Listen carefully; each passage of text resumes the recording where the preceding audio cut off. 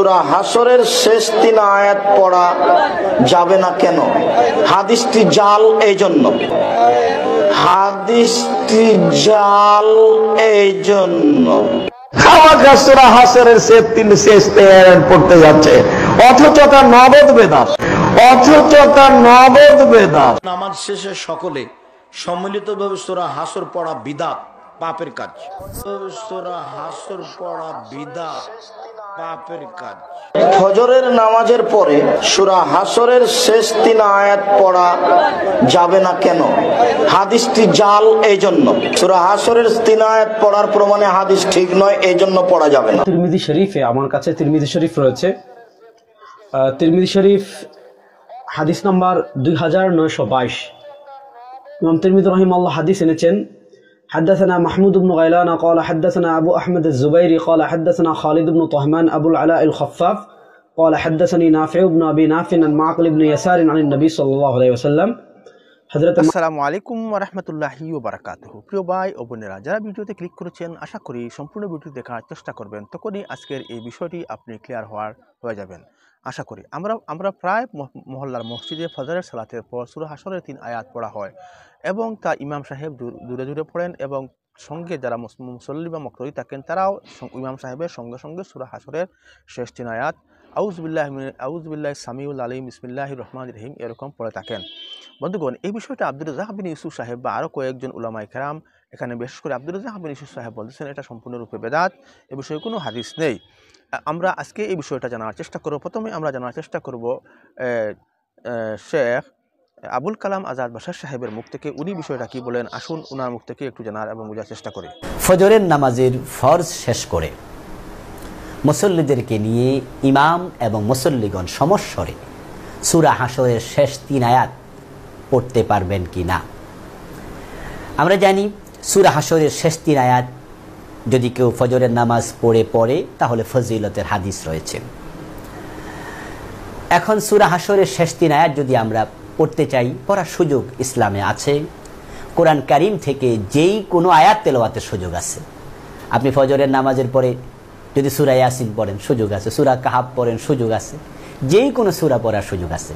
আর সূরা হাসরের শেষ 3 আয়াতের ব্যাপারে যেহেতু আলাদা হাদিস আছে, সেহেতু এটা একটি ফজিলতপূর্ণ আমল হিসাবে আমরা আমল করতে পারি।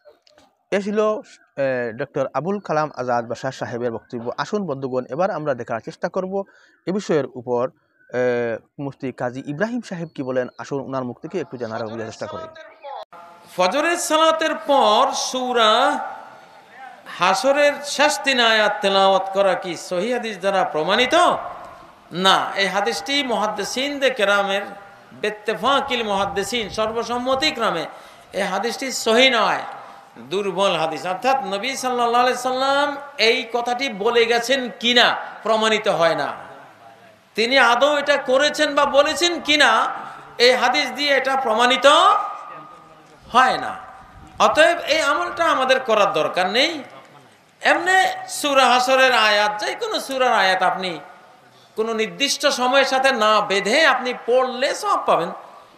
কোরআন পড়লে তো 1 অক্ষরে 10 নাকি সওয়াব তো আছে, সেটা আপনি পাবেন।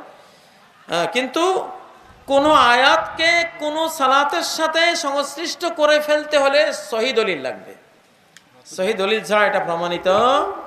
বন্ধুগণ, এ ছিল কাজী ইব্রাহিম সাহেবের বক্তব্য। আসুন এবার আমরা দেখার চেষ্টা করি এ বিষয়ের উপর শেখ আহমদুল্লাহ সাহেব কি বলতেছেন। আসুন ওনার মুখ থেকে একটু বক্তব্য শোনার চেষ্টা করি। আমাদের দেশে অনেক মসজিদে ফজরের সালাতের পর সূরা হাসরের শেষ 3 আয়াত তেলাওয়াত করা হয়। এর ফজিলত কি? দেখুন, সূরা হাসরের শেষ 3 আয়াত সকাল এবং সন্ধ্যা পাঠ করার কথা বিভিন্ন হাদিসে আছে। সেই হাদিসগুলোর ব্যাপারে মুহাদ্দিসদের অনেকেই আপত্তি তুলেছেন, সেগুলোর সনদ এবং সূত্র বিশুদ্ধ নয়, আবার কেউ কেউ সেটাকে বিশুদ্ধ বলেছেন। কিন্তু আয়াতুল কুরসি পড়ার ব্যাপারে কোনো সন্দেহ সংশয় কারোর, সেটা সকাল সন্ধ্যা তো বটেই, এমনকি 5 ওয়াক্ত নামাজেরও। কিন্তু দুঃখজনক যে আয়াতুল কুরসি, যেটার বিশুদ্ধতা নিয়ে কোনো প্রশ্ন নাই কারোর, সেটার ব্যাপারে এমন কোনো আগ্রহ আমাদের মধ্যে নাই, অথচ সেটার আগ্রহ অনেক বেশি থাকা উচিত ছিল। তো আয়াতুল কুরসির পাশাপাশি কেউ যদি সূরা হাসরের শেষ 3 আয়াত পড়ে, তাহলে সে বিদআত করছে বলা যাবে না, কারণ হাদিসে আছে এবং হাদিসের বিশুদ্ধতার সপক্ষেও অনেক মুহাদ্দিসদের যুক্তি আছে। কিন্তু আপনি যদি সনদের শক্তিশালী হওয়ার দিক বলেন, তাহলে আয়াতুল কুরসির চাইতে সন্দেহাতীতভাবে অনেক বেশি শক্তিশালী সূত্রে বিশুদ্ধভাবে প্রমাণিত আপনার এই সূরা হাশরের শেষ 3 আয়াতের চাইতে কোনটা? আয়াতুল কুরসি। কিন্তু আয়াতুল কুরসি পড়ার তেমন কোনো তোড়জোড় নাই, এটা আমাদের অভ্যাস গড়ে তোলা উচিত। আর ইমাম সাহেবরা সূরা হাশরের শেষ 3 আয়াত পড়ে মুসল্লিদেরকে নিয়ে পড়ায় সারা জীবন, 10 বছর 15 বছর 20 বছর ইমাম সাহেব একজন যে আরেকজন আসে, একই কাজ চলতে থাকে। আমি অনেক সময় জিজ্ঞেস করি, যদি এটা সাবেত হয় তাহলে সে সাবেত হয় তো নিজে নিজে পড়াটা ইমাম সাহেব কেন পড়াই দেন? নবী করিম সাল্লাল্লাহু আলাইহি ওয়াসাল্লাম তো সাহাবীদেরকে পড়াই দেন না, আপনি কেন পড়াই দেন? আমল তো হবে নবী সাল্লাল্লাহু আলাইহি ওয়াসাল্লাম নিয়ম অনুযায়ী।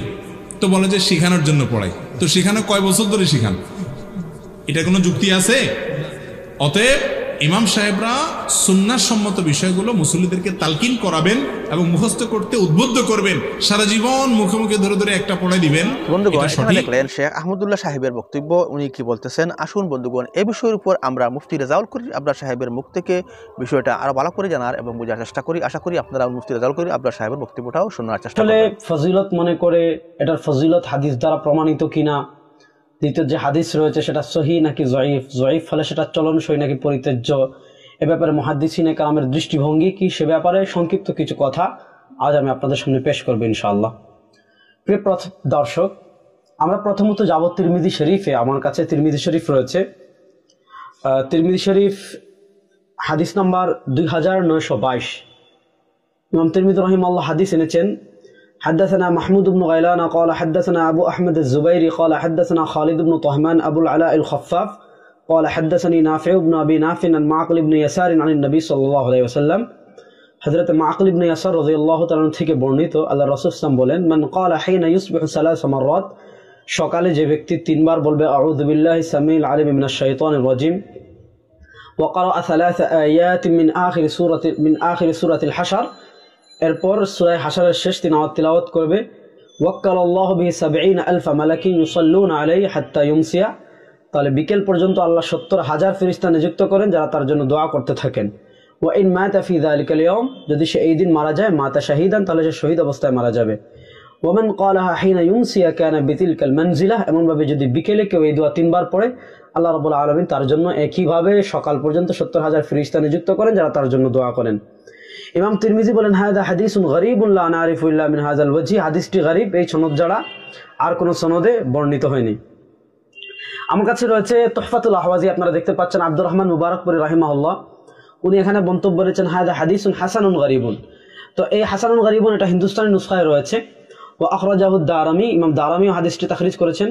ওয়া ফি সানাদিহি মা খালিদ ইবনে তহমান, তার সনদে একজন বর্ণনাকারী রয়েছেন খালিদ ইবনে তহমান। ওয়া কানা ক্বাদ খাল্লাতা ক্বাবলা মাউতিহি বি10 সিনিন, তার মৃত্যুর 10 বছর পূর্বে উনি তালগোল পাকিয়ে ফেলতেন, মানে রিওয়ায়াতের মধ্যে একটা জায়গায় আরেকটা এরকম বর্ণনা করে ফেলতেন। তো এই হাদিসটি তিরমিজি রাহিমাহুল্লাহ তিরমিজিতে এনেছেন। এই হাদিসটি ইমাম আহমদ ইবনে হাম্বল রাহিমাহুল্লাহর মুসনাদে আহমদ, আমার কাছে রয়েছে 33 নম্বর খণ্ড, 33 নম্বর খণ্ডের আমার কাছে রয়েছে 421 নম্বর পৃষ্ঠা, 20306। حدثنا أبو أحمد الزبيري قال حدثنا خالد يعني ابن طهمان أبو العلاء الخفاف قال حدثني نافع بن أبي نافع عن معقل بن يسار, এই হাদিস তাখরিজ করেছেন। তো আমরা এখানে শেখ শুআইব আরনাউত রাহিমাহুল্লাহ মুসনাদে আহমদের মুহাক্কিক যিনি, তার বক্তব্যটি পড়ব। তিনি বলেছেন ইসনাদু যায়িফুন, এই হাদিসের একজন বর্ণনাকারী হলেন, হাদিসটির সনদ যায়িফ। খালিদ ইবনে তহমান দুআফাহু ইবনে মাইন, খালিদ ইবনে তহমানকে ইমাম ইবনে মাইন যায়িফ বলেছেন। ওয়া ক্বালা খাল্লাতা ক্বাবলা মাউতি বি10 সিনিন, যে তার ইন্তেকালের 10 বছর আগে তিনি তালগোল পাকিয়ে ফেলতেন বর্ণনা করতে। ওয়া কানা ক্বাবলা যালিকা সিকা, এর আগে তিনি বিশ্বস্ত ছিলেন। ওয়া হাসান রা'য়া ফি আবু দাউদ ওয়া আবু হাতিম, ইমাম আবু হাতিম ইমাম আবু দাউদ রাহিমাহুল্লাহ তার ব্যাপারে তাহসিন করেছেন, মানে তাকে ভালো বর্ণনাকারী বলেছেন। এরপর উনি লম্বা আলোচনা করেছেন। ওয়া আখরাজাহু দারামি ওয়া তিরমিজি ওয়া তাবারানি ফিল কাবীর ওয়া ফিদ দুআ, হাদিসটি ইমাম দারামি, ইমাম তিরমিজি, তাবারানি উল্লেখ করেছেন আল মুজামুল কাবীর ও কিতাবুদ দুআতে, ওয়া ইবনে সুন্নি ফি আমরিল ওয়ালাইলা মিন তরিকি আবি হুমায়দ আয-যুবাইরি মুহাম্মদ ইবনে আব্দুল্লাহ বিহাদাল ইসনাদ ক্বালা তিরমিজি হাদিসুন গরীবুন লা নারিফু ইল্লা মিন হাযাল ওয়াজহি। তো এই হাদিসের একজন বর্ণনাকারী হলেন খালিদ ইবনে তহমান। তিনি, তার ব্যাপারে আমরা কিছু বক্তব্য শুনি মুহাদ্দিসিনে কেরামের, ইমামুল জারিহ ওয়া তা'দিল যারা, তাদের কিছু বক্তব্য আমরা প্রিয় দর্শক আপনাদের সামনে পেশ করছি। আমার সামনে রয়েছে হাফিজ ইবনে হাজার আসকালানী রাহিমাহুল্লাহ তাহযীবুত তাহযীব, দারুল হাদিস কাহিরা থেকে প্রকাশিত 2 নম্বর খণ্ড, আমার কাছে আপনারা দেখতে পাচ্ছেন 2 নম্বর খণ্ডের এখানে 356 নম্বর পৃষ্ঠা, 1882 নম্বর জীবনী, খালিদ ইবনে তহমান আস-সালুলি আবুল আলা আল-খাফফাফ আল-কুফি। قالت خالد الإسكاف قال الدوري عن ابن معين ضعيف ইমাম দৌরির বর্ণনা অনুযায়ী ইবনে মাইন তাকে যঈফ বলেছেন। وقال أبو عاتم هو من نطق الشيعة محله الصدق, যদিও তিনি শিয়া বর্ণনাকারীদের অভিযোগে অভিযুক্ত কিন্তু মাহাল্লাহু সিদক, হাদিস বর্ণনা করার ক্ষেত্রে উনি সত্যবাদী। وقال أبو عبيد, ইমাম আবু উবাইদ রাহিমাহুল্লাহ বলেন لم يذكره أبو داود إلا بخير, তার ব্যাপারে তাওসিক ভালো মন্তব্য ছাড়া ইমাম আবু দাউদ রাহিমাহুল্লাহ খারাপ কোনো মন্তব্য করেননি। ওয়াযাকারাহু ইবনে হিব্বান ফি সিকাত, ইবনে হিব্বান রাহিমাহুল্লাহ সিকা রাবীদের যে তালিকা উল্লেখ করেছেন কিতাবুস সিকাতে, অর্থাৎ তার মতে যারা সিকা তাদের মধ্যে উনি খালিদ ইবনে তাহমানের নাম উল্লেখ করেছেন। ওয়াকালা ইখতিউ ওয়া ইয়াহিম, তার ভুল হয়, তিনি মাঝে মাঝে ওহম হতো। কুলতু ওয়াকাল ইবনুল জারুদ যায়ীফুন, ইবনুল জারুদ তাকে যায়ীফ বলেছেন। ওয়াযাকারাহু ইবনু মারইয়াম আন ইবনে মাইন যায়ীফুন, ইবনে মাইন তাকে যায়ীফ বলেছেন। খাল্লাতু ক্বাবলা মাউতি বি10 সিনিন, তার মৃত্যু 10 বছর আগে উনি তালগুল পাকিয়ে ফেলতেন। ওয়া কানা ক্বাবলা যালিকা সিকাহ, এর পূর্বে উনি বিশ্বস্ত ছিলেন, যে কথা আমরা শেখ সাহেব আন-নাওত রাহিমাহুল্লাহর বক্তব্য পড়ে এসেছি। ওয়াকাল ইবনু আদি ওয়ালাম আরা লাহু ফি মিকদার মা ইয়ারবি হাদিস মুকদারান মুনকারা, ইমাম ইবনু আদি আল কামিল ফি যুআফা রিজালের লেখক, তিনি বলেন আমি তার একটা উল্লেখযোগ্য অংশ হাদিস যাচাই বাছাই করে কোনো মুনকার বা আপত্তিকর বর্ণনাকারী পাননি। তো আমরা তার ব্যাপারে দেখলাম তাওসিকও রয়েছে, জরাহও রয়েছে। ইবনে মাইন রাহিমাহুল্লাহ যেটা বলেছেন যে 10 বছর আগে উনি তালগুল পাকিয়ে ফেলতেন, তার ইখতিলাত হয়ে গিয়েছিল। তো সবগুলো জরাহ তাদিলকে সামনে রেখে হাফিজ ইবনে হাজার আসকালানী রাহিমাহুল্লাহ তাকরিবুত তাহযিবে তার ব্যাপারে যে সমাধান দিয়েছেন, প্রিয় দর্শক আমরা এখন সেটা পড়বো। আমরা আপনাদেরকে তাকরিবুত তাহযিব, এটা হলো শেখ মোহাম্মদ আওয়ামা হাফিজাহুল্লাহর তাহকিক তালিক করা, এটা হলো 224 নম্বর পৃষ্ঠা। খালিদ ইবনু তাহমান আল কুফি, 1644 নম্বর জীবনী। ওয়া হুয়া খালিদ ইবনু আবি খালিদ ওয়া আবুল আলা আল খাফফাফ মাশহুরুম বিকুনিয়াতিহি, তিনি তার উপনামে প্রসিদ্ধ। সাদুকুল, বর্ণাকারী সত্যবাদী। রুমিয়া বিত তাশাইয়্যু, শিয়ার অভিযোগে তিনি তাকে অভিযুক্ত করা হয়েছে। সুম্মা ইখতালাতা, এরপরে তার ইখতিলাত হয়ে গিয়েছে। তো ইখতিলাত হয়ে যাওয়ার কারণে এই হাদিসটি যঈফ আমরাও বলি। কিন্তু প্রিয় দর্শক এখানে যে কথা বলবো, 1400 বছরে মুহাদ্দিসিনে কেরামের একটা স্বীকৃত কর্মপন্থা রয়েছে যে ফজিলতের ক্ষেত্রে যদি চূড়ান্ত পর্যায়ের মুত্তাহাম বিল কিয, হাদিসটি বর্ণাকারী সন্দেহে মিথ্যার অভিযোগে অভিযুক্ত বা ফরশে গালাত, অনেক বেশি ভুল, এ কারণে যদি হাদিসটি চূড়ান্ত পর্যায়ের যঈফ না হয় তাহলে সেটি ফাজাইলের ক্ষেত্রে আমল করা যায়। এটা হলো 1400 বছরের মুহাদ্দিসদের স্বীকৃত মূল পন্থা। এখানে আমি চাইলে অনেক ইমামের বক্তব্য নকল করতে পারি, তো আমি অনেক ইমামের বক্তব্য নকল না করে প্রিয় দর্শক আপনাদের সামনে কয়েকজন ইমামের বক্তব্য পেশ করছি। আমার সামনে রয়েছে আল আজবিবাতুল ফাজিলা, প্রিয় দর্শক আব্দুল হাই লাকনাবী রাহিমাহুল্লাহর লেখা, শেখ আব্দুল ফাত্তাহ আবু উদ্দা রাহিমাহুল্লাহর তাহকিক তালিক করা।